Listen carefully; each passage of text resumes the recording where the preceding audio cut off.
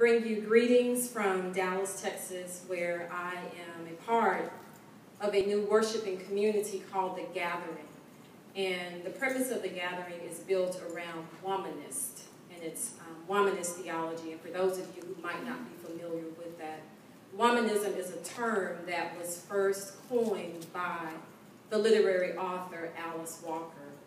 And she coined that in a book called In Our Mother's Gardens. And that term simply means that womanist is about digging deeper. Womanist is about doing that which is responsible. And womanist is also about social justice that dismantles patriarchy, sexism, and racism. So when you hear that term used in my paper, I want you to have an understanding of what that word means.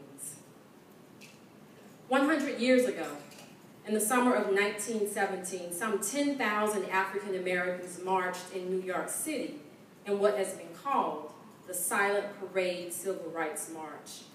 The impetus and motivation for marching was to condemn racial discrimination, lynching of black bodies, and the violation of civil rights of black and brown people. It was an effort that in many ways harkens the church's responsibility to lead the way by doing, as the prophet Joel proclaims, sound the alarm in Jerusalem, raise the battle cry on my holy mountain. Today, in 2017, as we answer the question posited by the Reverend Dr. Martin Luther King Jr. in his 1967 book, Where Do We Go From Here? Chaos or Community, the church must answer with a resounding battle cry that, one, preaches a theology of liberation and proclaims that oppressive forms in any structure within our communities, including but not limited to racial discrimination, violence against black and brown bodies, marginalization of women, immigrants, lesbians, and queer persons, is in direct violation with the ministry, mission, and message of the gospel. Secondly, dismantles the patriarchal and misogynistic fences that block the liberating work that women, womanist preachers, and womanist ethicists are doing in our communities. And third, reclaims its God-ordained place at the forefront of civil and social issues and reimagines the work of the prophet Micah when he calls and says, do justice, love mercy, and walk humbly with God. Activism is the spirit in which pioneering womanists and game changers such as journalist Ida B. Wells Barnett and playwright author Lorraine Hansberry disturbed the status quo by promoting liberation. In an unprecedented movement in the late 1800s, Wells Barnett believed that racism was a moral issue and that it could be eradicated by addressing it and speaking out against it. While racism had both social and political elements, Wells Barnett saw the systematized protection of whites in their brutal treatment of blacks as a clear-cut matter of economics as well. She took her efforts from Memphis, Tennessee throughout the United States. Lorraine Hansberry was a one-woman movement who was bold, daring, and unafraid to question authority, tackle controversial issues, and speak up for queers and lesbians at a time when this demographic was treated with contentious disregard. Activism is the ground floor of political change. It is direct, vigorous action. It's a movement. Without this movement for justice, things will remain the same. In the 50 years since the Reverend Dr. King asked the question of where do we go from here, I want to offer that when the church vigorously takes action and disturbs the status quo of the economic and political inequities that cause famines of displaced people, joblessness, and loss of health resources in our communities, and responds with immediate attention to leading the efforts of today's civil rights movement, from protests and calling out injustices to being political watchdogs, we will be able to forge ahead toward the restored beloved community that God desires to see for the liberation of all humanity, rather than the congested and impoverished neighborhoods that are still separated by the constructs of class, socioeconomic status, and undistributed wealth. To answer the question, where do we go from here, it is critical to examine the role and responsibility that has been entrusted to the church since the original civil rights movement that took place during Jesus' life. Jesus started a mission-driven movement when he organized and galvanized his disciples in an effort to disturb the status quo. If we choose as our context that the civil rights movement began with the sit-ins and boycotts of the 1950s, then we overlook the civil disobedience that was rampant in the days when the early church was formed, and we shun the ideology that it is the right and responsibility of the church, whose mission was to address the social woes of the communities in which marginalized people were barred from societal privileges based solely on gender, class, and socioeconomic status, not unlike today. In a real sense, the movement never ended. It warped into individual fights. Today, though, we find ourselves perhaps unwittingly involved in a more intense and aggressive kind of civil rights movement because of the intentional and deliberate callous treatment against Black, brown, LGBTQ, and immigrant bodies in record numbers, and even the political dissing of our brothers and sisters in the American Commonwealth of Puerto Rico who are desperate for resources in the aftermath of the hurricane. The civil rights fight is a movement of the marginalized. Our movement has always been under attack as Black and brown people in this country, and it's no different today. Since our arrival in this country in the 1600s, Black people have been moving inconspicuously. We weren't even allowed to wear the label of citizen. In fact, it took a move of Congress in passing the Civil Rights Act of 1866 that was vetoed by then-President to declare that all persons born in the U.S. were now citizens without regard to race, color, or previous condition, and that condition meaning slavery, chattel, and property, with the exception of the American Indian. History has taught us that, sadly, that claim of citizenship was not without an aggressive fight, a fight that is still being waged today as the definition of marginalized in America takes on new meaning.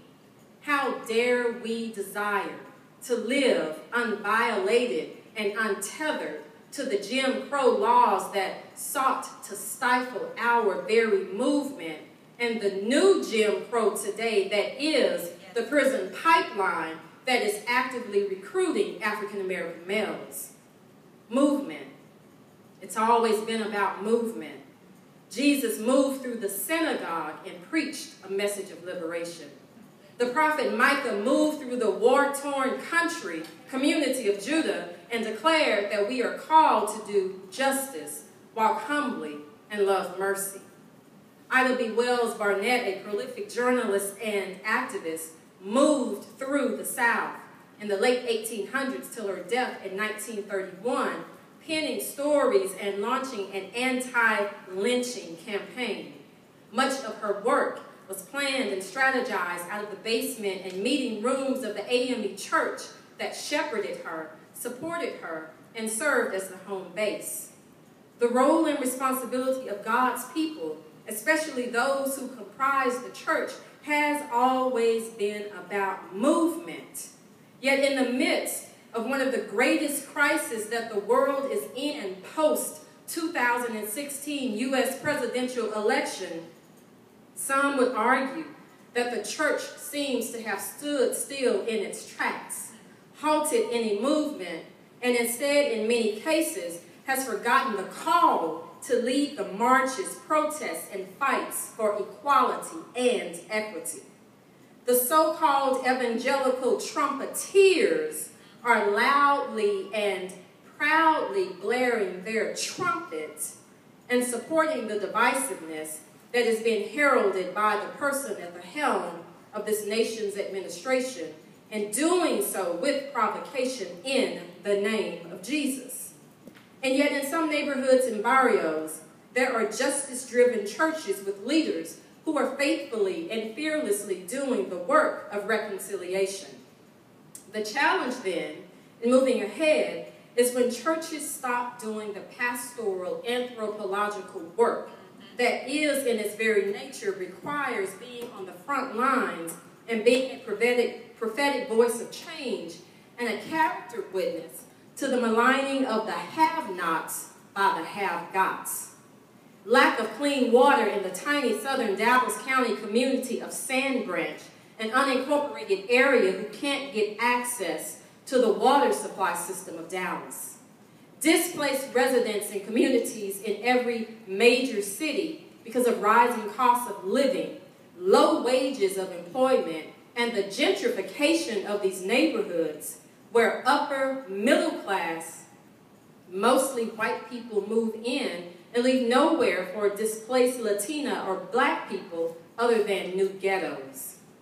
The Church Universal must return to its roots of social justice and an actionable attitude, socially conscious attitude of standing on the battleground, hoisting the megaphone of ministry for its intended use of being a prophetic voice in perilous times.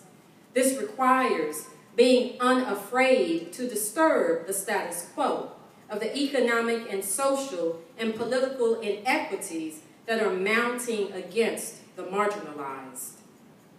We have not collectively sounded the trumpet as a church and raised the battle cry of liberation, and we have not demanded that oppressive forms in any structure within our communities be dismantled. Instead, many of us have remained silent or moved away from the call of social justice, choosing instead to be caught up in prosperity where the marginalized are not prospering at all.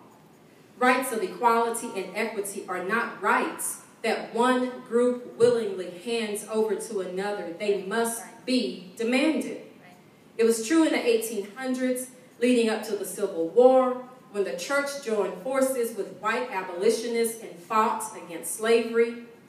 It was true when the collective efforts of the church helped in organizing many of the educational institutions that we have today in the form of historically black colleges and universities. It is an ecumenical and multiracial effort of the church. As the Reverend Otis Moss III, pastor of Trinity United Church of Christ in Chicago, said in a Huffington Post interview, "I was nurtured and educated in a church that said love and justice and Jesus are connected. When love and justice come together, they produce a baby. First name, liberation. Last name, transformation." I want to postulate that if the church takes a more concerted and intentional effort to dismantle the patriarchal and misogynistic fences that block the liberating work that womanist preachers and womanist ethicists are doing in our communities, then the reality of liberty and justice for all can be realized. Long before the work of womanist scholars and preachers like Dr. Irie Lynn Session and Reverend Camilla Hall Sharp of the Gathering in Dallas, Dr. Carrie Day at Bright Divinity School in Fort Worth, and now at Princeton Theological Seminary, or the work of Dr. Renita Weems at American Baptist College in Nashville, Dr. Emily Towns at Vanderbilt University, and Dr. Claudette Copeland in San Antonio, the pioneering efforts of women like Ida B. Wells Barnett, Ella Baker, and Lorraine Hansberry were creating ripples in blue waters. What then can the church learn? The church can learn to use and position its voice to call out the injustices. Ida B. Wells Barnett arguably used one of the most powerful weapons and resources that is available, the power of her voice.